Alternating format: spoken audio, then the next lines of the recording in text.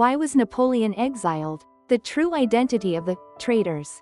Who banished a hero? It was not enemies who exiled Napoleon to islands. It was his subordinates, wife, and politicians, who were supposed to be his allies, who ultimately betrayed him.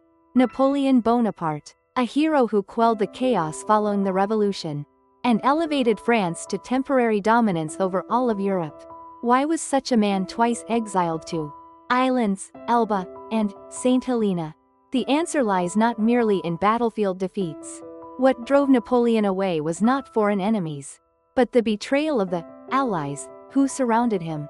Napoleon was like a symbol of self-realization, someone who rose to the imperial throne through his own achievements. However, precisely because his success was so outstanding, it also generated much jealousy and fear.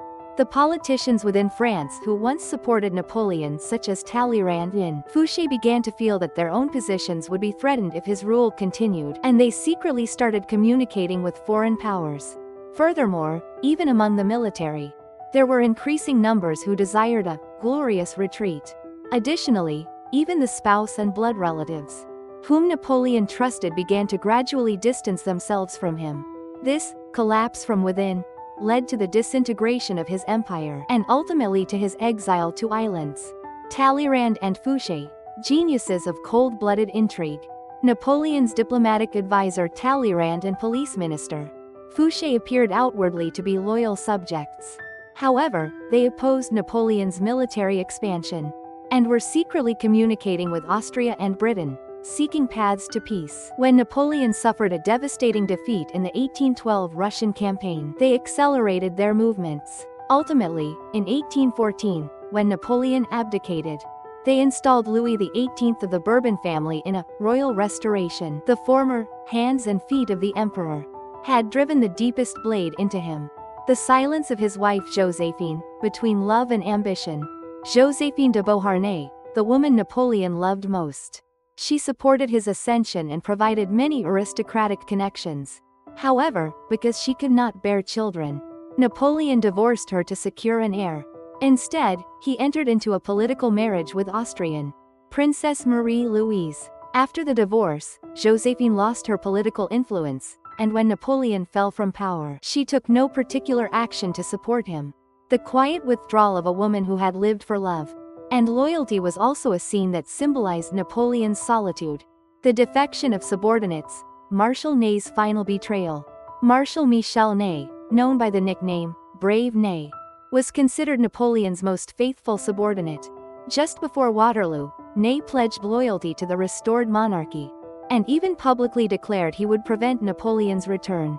However, when Napoleon escaped from Elba and returned to French soil, Ney completely changed his stance and joined him with his entire force. While this change of heart temporarily strengthened Napoleon, after the war, Ney was executed as a double traitor, and Napoleon's credibility was also damaged.